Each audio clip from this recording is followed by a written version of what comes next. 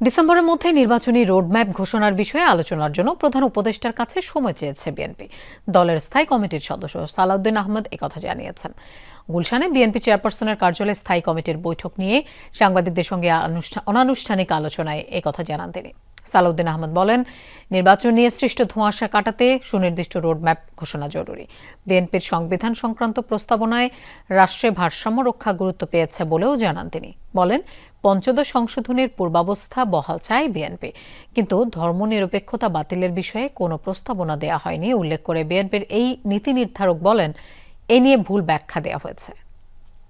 আগামী জাতীয় সংসদ নির্বাচনের জন্য ডিসেম্বরের আগে একটা রোডম্যাপ অবশ্যই আমরা চাইব, যাতে উনি ক্লিয়ারলি জাতির সামনে যথাযথ প্রক্রিয়ায় উপস্থাপন করেন, যাতে জাতির মধ্যে যে একটা অনিশ্চিত অস্থিরতা ভাব আছে এবং রাজনীতির মধ্যে একটা স্থিতিশীলতা আসে। এবং মাননীয় প্রধান উপদেষ্টা ইতিপূর্বেও আমাদেরকে আশ্বস্ত করেছেন যে ডিসেম্বরের মধ্যে নির্বাচন দেওয়ার জন্য ওনারা সমস্ত কর্মকাণ্ড পরিচালনা করছে।